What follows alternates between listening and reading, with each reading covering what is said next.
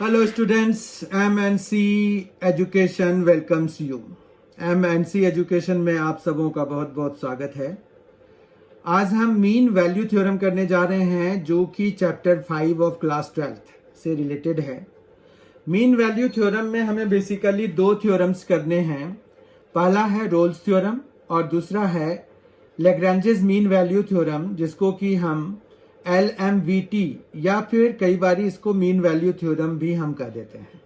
पर ये दोनों ही मीन वैल्यू थ्योरम में ही काउंटेड होते हैं, या फिर कहिए कि हमें NCERT में ये दोनों ही एक ही हेडिंग के अंदर दिया हुआ है, that is mean value theorem. ठीक है, ऐसे तो इसके क्वेश्चंस बहुत ज़्यादा इंपॉर्टेंट नहीं होते from the point of examination, but CBSE वाले कई बारी यदा कदा, कई बारी नहीं यदा कदा ये पूछते हैं।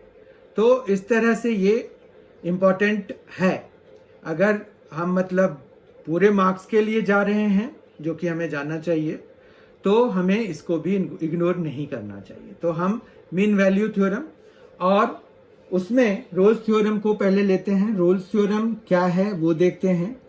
तो रोल्स थ्योरम है, अगर आप किसी भी थ्योरम को करते हो तो उसकी एक बात होती है, वो होती है कि उसमें कुछ सेट ऑफ कंडीशंस जरूर होते हैं, तभी वो थ्योरम वैलिड होता है। ये थ्योरम जो है, आप बहुत कम थ्योरम ऐसे देखेंगे जो कि अनकंडीशनल होते हैं। ठीक है, तो जैसे रोल्स थ्योरम है तो ये भी एक थ्योरम है। रोल्स थ्योरम अगर थ्योरम है तो इसमें भी कुछ कंडीशंस होंगे, जिसको कि हम हाइपोथेसिस कह देते हैं। किसी भी थ्योरम में आप देखेंगे कि कुछ ना कुछ कंडीशन लगा होता है। जैसे एक सिंपल सा एग्जांपल लेते हैं कि पाइथागोरस थ्योरम की बात कर रहे हैं हम, मान रखिए पाइथागोरस थ्योरम में कंडीशन होता है। कंडीशन क्या होता है वो, अब भले ही मैं इतना बारी हम कर चुके होते हैं तो हमें पता नहीं चलता, लेकिन it starts with the condition itself कि इन अ राइट एंगल ट्रायंगल। मतलब हमने पहले ही डिसाइड कर लिया, पहले ही कि भाई वो जो पाइथागोरस थ्योरम है that will be only valid when we have right angle triangle given, it will not be valid on any triangle। ठीक बात है। तो इसी तरह से रोल्स थ्योरम में भी हमारे पास हाइपोथेसिस है, जैसे बाकी सब थ्योरम में होता है। तो यहाँ पर भी रोल्स थ्योरम में भी हमारे पास यही कुछ कंडीशंस होते हैं। तो ये कंडीशन ये कहते हैं, एक्चुअली रोल्स थ्योरम को अगर हम स्टेटमेंट वाइज देख लें तो वो ये हो गया कि fx इज a continuous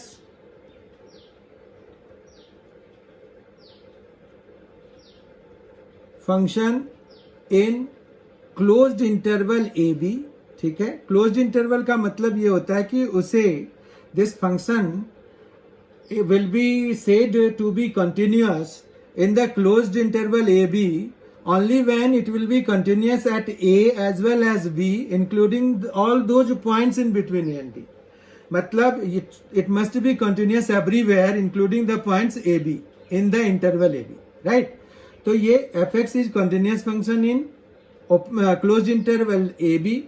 फिर यहाँ पर है कि it should be differentiable। differentiable means इसका डिफरेंशिएशन एग्जिस्ट करना चाहिए, तो it should be differentiable in open interval AB। ठीक है बात। And third condition here is FA is equal to FB। ठीक है, तो ये तीनों कंडीशंस अगर वैलिड हैं देन, ठीक है, if fx is a continuous function in AB, it should be differentiable या it is differentiable in AB, and FA is equal to FB, then there exists, this is symbol for there exists, ये उल्टा E जैसा लिखा जाता है, a point C belonging to open interval AB such that f dash C is equal to 0। ये है इसका conclusion कि अगर कोई फंक्शन किसी इंटरवल में कंटिन्यूस है, क्लोज्ड इंटरवल में कंटिन्यूस है, ओपन इंटरवल में डिफरेंशिएबल है, और जो उनकी एक्सट्रीम वैल्यूज हैं उन पर जो फंक्शन की वैल्यूज आ रही हैं वो आपस में बराबर हैं। तो रोल्स थ्योरम के हिसाब से उस इंटरवल में there will be at least one point C जहां पर कि एफ डैश सी जो है 0 होगा। और एफ डैश सी को ज्योमेट्रिकली अगर देखें तो इसका मतलब ये हो गया कि हमारे पास कोई ऐसा पॉइंट सी मिलेगा जहां पर कि स्लोप जो है 0 होगा उस कर्व का। अब कर्व का अगर स्लोप 0 है तो इसका एक सीधा मतलब ये है कि हमें वहां पर एक पॉइंट ऐसा मिल गया जहां पर कि टेंजेंट जो है वो पैरेलल टू एक्स एक्सिस है। ठीक है, इसको अगर हम ज्योमेट्रिकली समझने की कोशिश करें तो it is like this one. A B यहां पर है। ये मान रखिए कि आपको function y is equal to F X दिया हुआ है। अब ये कंटिन्यूस तो है, ग्राफ में कोई ब्रेक नहीं है तो कंटिन्यूस भी है। डिफरेंशिएबिलिटी का कैसे पता चलता है? जब ग्राफ जो है ना स्मूथ बन रहा हो, मतलब कोई कॉर्नर ना बन रहा हो, तो वो जो है डिफरेंशिएबल होता है एवरीवेयर। ठीक है, ब्रेक से पता चलता है कि वो डिसकंटिन्यूअस है। ठीक है, और जहां भी ब्रेक होगा वहां पर तो डिफरेंशिएशन का कोई चक्कर ही नहीं है। तो आपके पास यहाँ पर नॉन डिफरेंशिएबिलिटी के लिए अगर आपके पास मान रखिए कि without picking up the pen आप ग्राफ बना भी लिया but there is some corner there, तो वहां पर वो नॉन डिफरेंशिएबल मतलब नॉट डिफरेंशिएबल फंक्शन हो जाता है। पर यहाँ पर ऐसी कोई बात नहीं है, यहाँ पर कोई कॉर्नर नहीं बन रहा, तो ये कंटिन्यूअस भी डिफरेंशिएबल भी है। कंटिन्यूअस तो है ही, डिफरेंशिएबल भी है। तो यहाँ पर ये कह रहे हैं कि there will exist a point C on in between this at which when we draw the tangent तो it will be parallel to the x axis। समझ में आया? ये है इसका मेन जो ज्योमेट्रिकल रिप्रेजेंटेशन है। ठीक है, तो ये रोल्स थ्योरम है। रोल्स थ्योरम में हमें एफ डैश सी मतलब एक पॉइंट फिर निकालना होता है। कुछ फंक्शंस ऐसे हैं जो कि जब हमने कंटिन्यूटी करना शुरू किया था तो उस समय हमने डिस्कस किए थे कि कुछ फंक्शन जैसे पॉलिनोमियल फंक्शन है, साइन कोसाइन है, एक्सपोनेंशियल है, लॉगरिथमिक है, ये सभी फंक्शंस जो है कंटिन्यूअस होते हैं एवरीवेयर। ठीक है, तो हम यहाँ पर सिर्फ स्टेटमेंट बना रहे होंगे, तो उन चीजों को आप एक बार देख लीजिए फिर से कि कौन कौन से फंक्शंस हमने वहां पर कंटिन्यूअस बताए थे। उस वीडियो को आप फिर से देख लीजिए एक बारी, ताकि आपको ये कंटिन्यूटी का पता चल जाए कि ये सारे फंक्शन जो है कंटिन्यूअस हैं। तो आप डायरेक्टली यहाँ पर, क्योंकि हमें यहाँ पर स्टेटमेंट बनाना है सिर्फ कि since it is polynomial function या since it is sine function that's why it is continuous everywhere, that's why we will have this continuous in the given interval, close interval. ठीक है, तो हमें जो है वो कंटिन्यूटी पता रहेगा तो हम डायरेक्टली लिख पाएंगे। तो ये एक ज्योमेट्रिकल रिप्रेजेंटेशन इसका हो गया। अब हम आ जाते हैं लैग्रांजेस मीन वैल्यू थ्योरम पे, LMVT पे, या फिर इसको आपको मैंने बताया कि उसको हम MVT भी यानी कि मीन वैल्यू थ्योरम भी बोल देते हैं। तो ये जो है क्या होता है बेसिकली, इसमें भी हाइपोथेसिस होगा, थ्योरम है तो हाइपोथेसिस भी साथ ही आता है। तो इसमें हमारे पास दो हाइपोथेसिस होते हैं। पहला ये कि fx जो है is continuous in closed interval AB, और दूसरा है कि fx is differentiable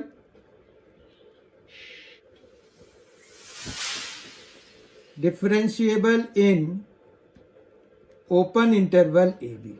ठीक है, फिर सीधा हम आ जाते हैं कि then there exists a point C belonging to open interval AB such that f dash C यहाँ पर जो होता है ना वो होता है f dash C is equal to FB minus FA upon B minus A के बराबर। ये चीज बहुत ध्यान से समझिए, ये FB minus FA upon B minus A के बराबर एफ डैश सी की वैल्यू आ जाती है।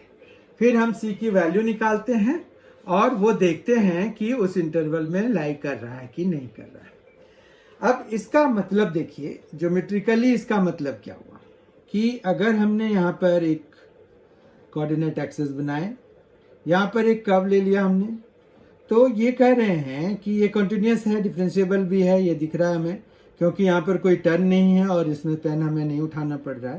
तो ये कह रहे हैं कि हमारे पास ये जैसे ए है और एफ ए है, इस पॉइंट को हम ए और एफ ए से रिप्रेजेंट करेंगे, जबकि इसको बी एफ बी से रिप्रेजेंट करेंगे। ठीक है बात।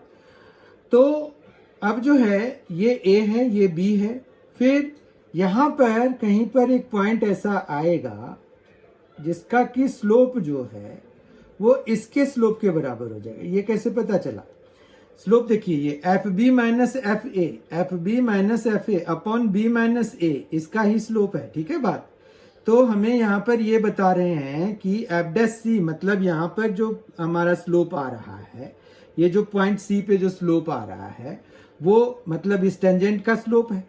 इस टेंजेंट का स्लोप जो है इसके स्लोप के बराबर है, chord joining the end points of the curve के बराबर है, स्लोप के बराबर है। तो हमारे पास F dash C is equal to F B minus F B minus F A upon B minus A से इसका स्लोप आ जाएगा, ये एम है, जो कि आपका F B minus F A upon B minus A के बराबर है। ठीक है। और वो जो है एफ डैश सी के बराबर हो गया, यानी कि ये दोनों पैरेलल हो गए। तो इसको अगर हम ज्योमेट्रिकली देखें तो ये कह रहे हैं कि अगर कोई कर्व किसी क्लोज्ड इंटरवल में कॉन्टिन्यूस है और ओपन इंटरवल में, उसी ओपन इंटरवल में, उसी इंटरवल के ओपन इंटरवल में डिफरेंशिएबल है, तो एक पॉइंट एटलीस्ट ऐसा एग्जिस्ट करेगा जहां पर कि जो टेंजेंट अगर हम बनाएंगे तो वो उस कर्व के एंड पॉइंट्स को ज्वाइन करके जो हमें कॉर्ड मिलेगा उस कॉर्ड के पैरेलल होगा। ठीक है।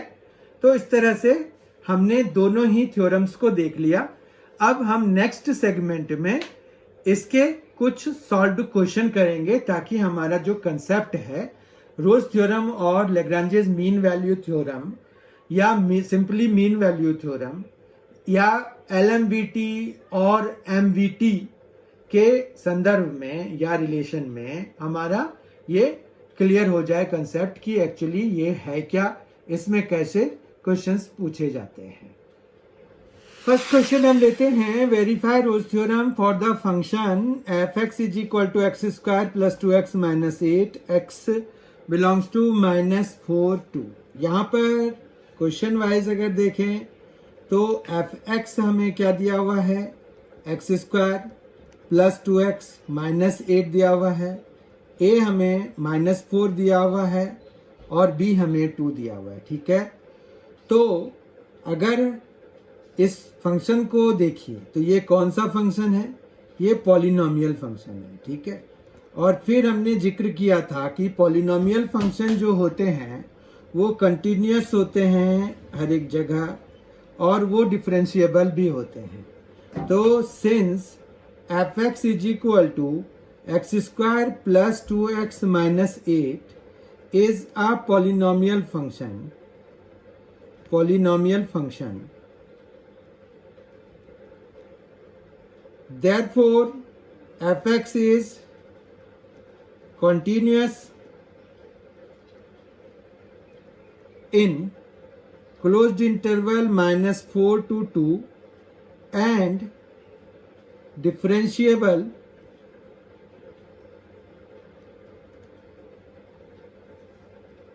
in open interval -4 to 2। देखिए डिफरेंशिएबिलिटी के लिए ना हम एक और टेक्निक लगाते हैं, उसमें क्या करते हैं कि हम सीधा सीधा इसको डिफरेंशिएट करा देते हैं। जो फंक्शन दिया हुआ है 2x प्लस 2 आ जाएगा और फिर हम सीधा लिख देते हैं which exist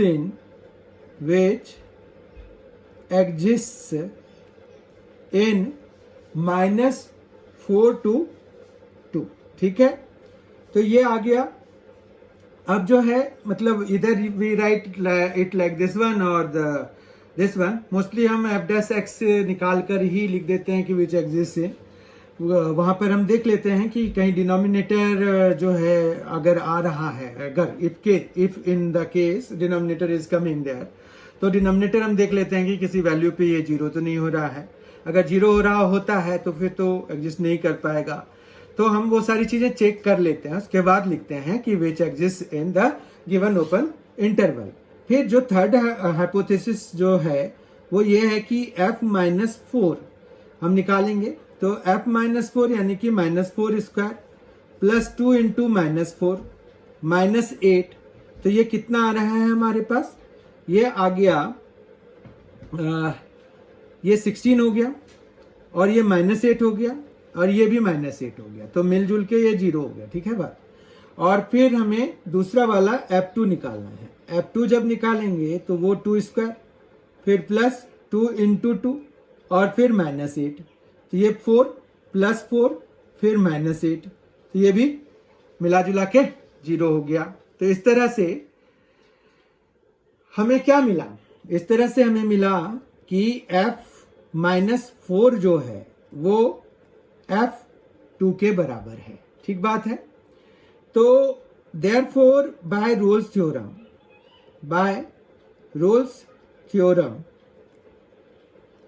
there exists a point C belonging to -4 to 2 open interval such that f'(c) is equal to 0। ठीक है। अब f'(c) हम निकालेंगे कहां से, f'(c) हमारा निकल जाएगा जो हमने यहां डिफरेंशिएशन किया था ना 2x + 2, तो उसमें अगर हमें f'(x) ये है तो f'(c) हो जाएगा 2c + 2। ठीक है। तो 2c + 2 इज इक्वल टू कितना आ जाना चाहिए, 0 आना चाहिए। ठीक है। तो यहां से c इज इक्वल टू क्या आ जाएगा, -2/2 या सिंपली -1 आ जाएगा। ठीक है। तो आप देखिए कि -1 क्या बिलोंग कर रहा है -4 से 2 के बीच में, तो ये -1 जो है बिलोंग कर रहा है इस वाले इंटरवल में। तो इसका मतलब ये है कि हमने रोल्स थ्योरम वेरीफाई कर लिया। रोल्स थ्योरम वेरीफाई करने का मतलब है getting the value of c जो कि उस इंटरवल में, ओपन इंटरवल में लाई कर रहा है। तो हम फिर यहां पर सीधा लिखेंगे कि hence Rolle's theorem has been verified, hence Rolle's theorem.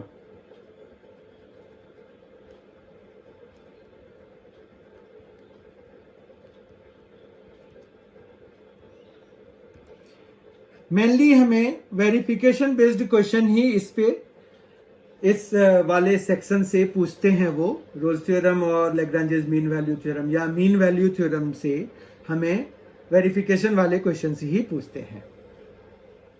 Question number 2, verify mean value theorem. अब हम मीन वैल्यू थ्योरम वेरीफाई कर रहे हैं जिसमें कि 2 ही हाइपोथेसिस होते हैं। पहला क्या कि यहाँ पर जो है f(x) is equal to x² - 4x - 3 which is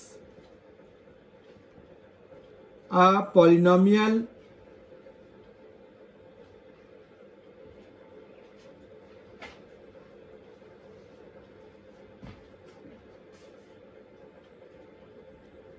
function, hence f(x) is continuous in closed interval 1 4। यहाँ a b और a की वैल्यू 1, b की वैल्यू 4 है, इसलिए हम 1 4 यूज करेंगे। ठीक है।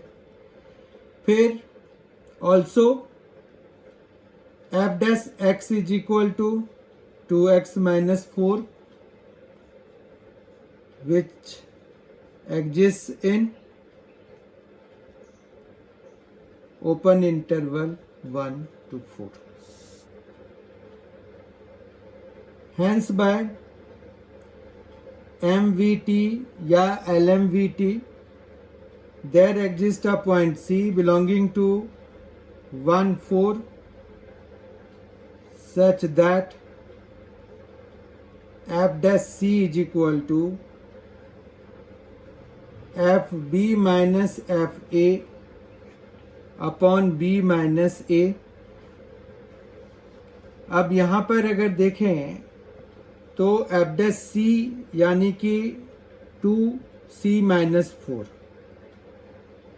fb यानी कि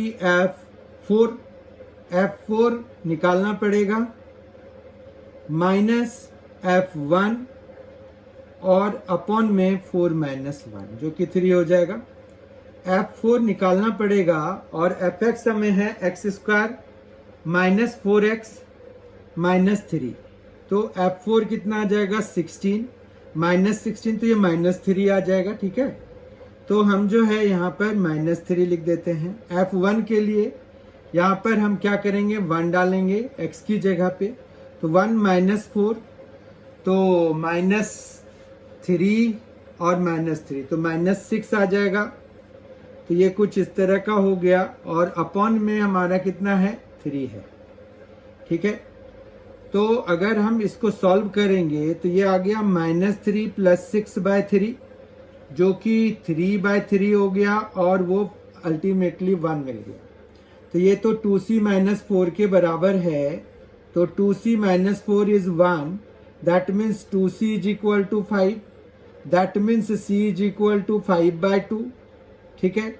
अब हमें ये देखना है कि 5/2 क्या 1 और 4 के बीच में लाई करता है, तो ये करता है, क्योंकि ये 2.5 है जबकि ये 1 से 4 तक है। तो which does belong to 1 to 4, therefore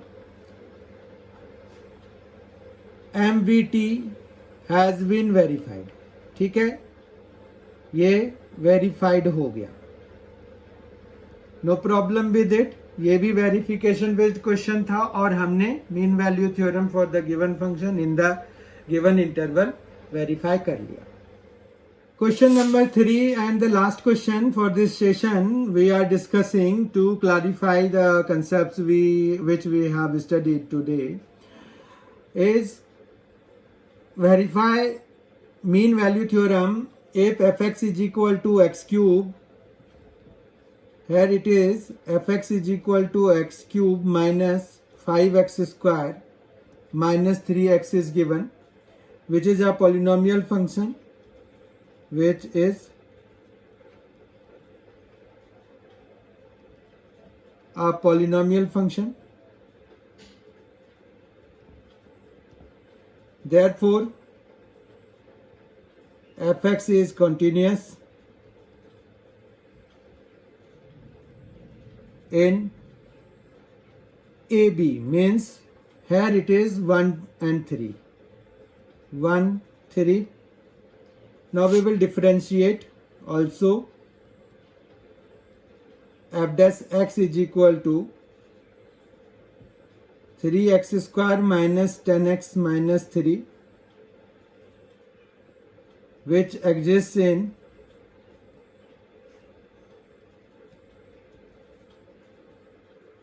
open interval 1 to 3. Therefore, fx is differentiable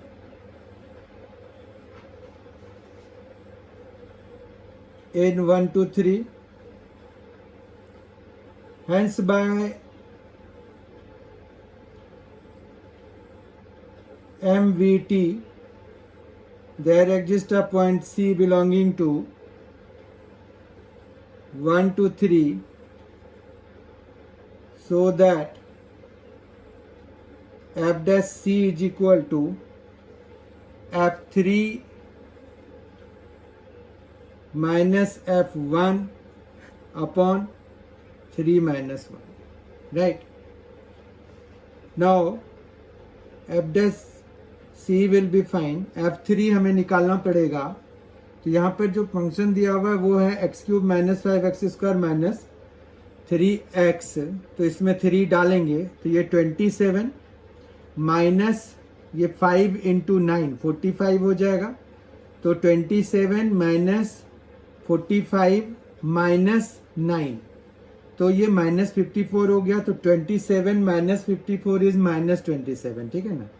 तो -27 हो गया। 1 जब हम डालेंगे तो 1 माइनस 5 माइनस 3, तो 1 माइनस 8 हो जाएगा ओवरऑल, तो वो हो जाएगा -7 के बराबर, ठीक है। और ये 3 माइनस 1 तो 2 के बराबर हो गया। इस तरह से -27 प्लस 7/2 हो जाएगा। तो ये जो हमें मिलेगा वो क्या मिलेगा, -20/2, जो कि -10 के बराबर है। और इधर अगर एफ डैश सी की वैल्यू देखें तो वो हमें यहाँ से मिलेगा, क्योंकि एफ डैश एक्स ये है, तो ये आ जाएगा 3c² -10c -3, ठीक है। अब ये -10 के बराबर है तो हमें यहाँ से c की वैल्यू निकालनी पड़ेगी। तो ये 3c स्क्वायर -10c और ये आ जाएगा +7 इज इक्वल टू 0।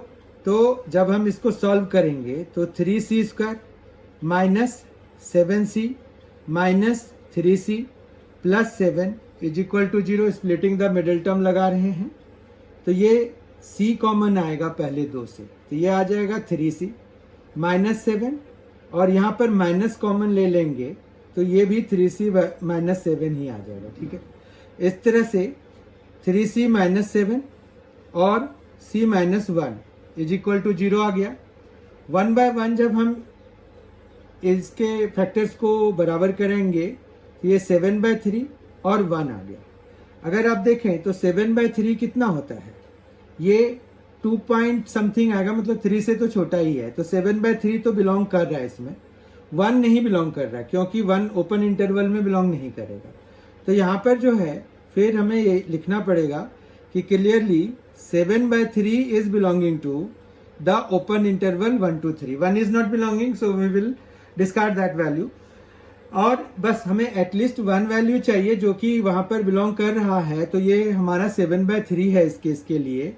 तो हम यहाँ पर सीधा लिख देंगे कि hence MVT has been verified, ठीक है, हैज बीन वेरीफाइड, ठीक है। और वो हमने यहाँ क्लियरली लिख भी दिया कि 7/3 इज बिलोंगिंग। हमने 1 के बारे में कुछ नहीं लिखा, यानी कि they will assume it like कि हमने 1 को डिस्कार्ड कर दिया, ठीक है। या एक्सक्लूसिवली अगर आप लिखना चाहते हैं तो लिख भी सकते हैं, लेकिन एटलीस्ट 1 वैल्यू था तो हमारा यहाँ पर सिर्फ 1 वैल्यू शो करने से काम चल जाता है, ठीक है। उसके बाद हमारे पास क्वेश्चन का एक दूसरा पार्ट भी है। यहाँ पर ये कह रहे हैं कि find all c belonging to open interval 1 to 3 for which f' c is equal to 0। मतलब 1 से 3 इंटरवल में हमें वो सारी वैल्यू c की निकालनी है जिसके लिए f' c 0 हो। अब f' है क्या, f' है हमारे पास 3c स्क्वायर -10c -3, ठीक है। तो यहाँ पर for f' is equal to 0 we have 3c square -10c -3 is equal to 0 हो गया। तो ये आ गया 3c स्क्वायर और ये है 9 है, एक्चुअली -9 है। तो यहाँ पर से जो अगर हम वो बनाने का कोशिश करेंगे स्प्लिटिंग द मिडिल टर्म तो ये कुछ काम करेगा नहीं। तो हम यहाँ पर c इज इक्वल टू निकालते हैं, तो c इज इक्वल टू हम क्वाड्रेटिक फॉर्मूला से निकालते हैं, ठीक है। तो वो होता है -b, तो -b मतलब 10 हो जाएगा, plus minus root under of b square मतलब 100 -4a और -3 c के जगह पे, ठीक है। और अपॉन में 2a होता है तो 2 into 3 हो जाएगा, 2a हो जाएगा तो 2 into 3 हो जाएगा। और इस तरह से ये आ जाएगा 10 प्लस माइनस 100 माइनस ये प्लस हो जाएगा, ये 36 हो जाएगा, ठीक है। और अपॉन में 6 आ जाएगा तो ये 10 plus minus root under of 136 हो जाएगा, अपॉन में 6 हो जाएगा, ठीक है। तो अगर हम यहाँ पर देखें तो 10 से प्लस वाली चीज तो हम ले नहीं सकते क्योंकि यहाँ 6 है, ठीक है ना।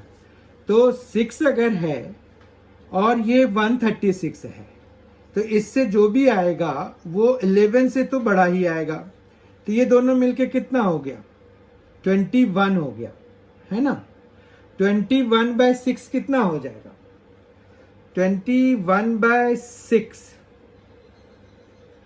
मतलब ये 136 का हमें रूट अंडर निकालना पड़ेगा। तो 136 का हम अभी रूट अंडर निकालते हैं। यहाँ पर रूट अंडर ऑफ 136 जो है अराउंड कितना हो जाएगा, अगर अराउंड की बात करें तो 11.6 के अराउंड हम ले सकते हैं इसको। तो ये आ जाएगा 21.6, जब हम प्लस लेंगे जब माइनस लेंगे तो ये -1.6/6 हो जाएगा। अब देखिए ये हमें दिया हुआ इंटरवल 1 से 3 तक, ठीक है। बात 1 से 3 में ही हमें c की वो सारी वैल्यूज निकालनी थी। तो अगर हम यहाँ देखें तो 6 से जब 21.6 को डिवाइड कराएंगे तो वो 3 से बियॉन्ड चला जाएगा और ये में चला गया तो ये भी हमारा 1 से नीचे चला गया। पहला वाला जो ये 21.6 है अपॉन 6 वो 3 से बियॉन्ड चला गया, 3 से ऊपर हो गया, 3 से बड़ा हो गया, जबकि -1.6/6 जो है वो 1 से छोटा हो गया। तो यानी कि there is no value of c in between 1 to 3। तो यहां पे लिख देंगे therefore there is no such value of c belonging to 1 to 3 so that f dash c is equal to 0। ठीक है, इस तरह से हमने आज रोल्स थ्योरम और लैग्रांजेस मीन वैल्यू थ्योरम भी कंप्लीट कर लिया। In the next session we will do some miscellaneous problems based on continuity and differentiability। It is very much needed because जो हमें क्वेश्चन पेपर में आते हैं और जो हमें इस चैप्टर में पढ़ाए गए हैं उसमें थोड़ा बहुत डिफरेंस रहता है। तो उन डिफरेंसेस को पूरा करने के लिए ये एक सेशन हमें करना जरूरी होता है। तो उसमें हम मिसलेनियस प्रॉब्लम्स करेंगे जो अभी तक हमने कवर नहीं किए, वैसे क्वेश्चंस हम उसमें लेंगे। I hope you have enjoyed this session of Rolle's theorem and Lagrange's mean value theorem, and I hope you will be present in the next video that will be based on the miscellaneous problems of continuity and differentiability। Thank you so much, thanks a lot for being with us, and I hope you all are preparing your examination very well, and I will be supporting you always, so be there with us। Thank you, thanks a lot।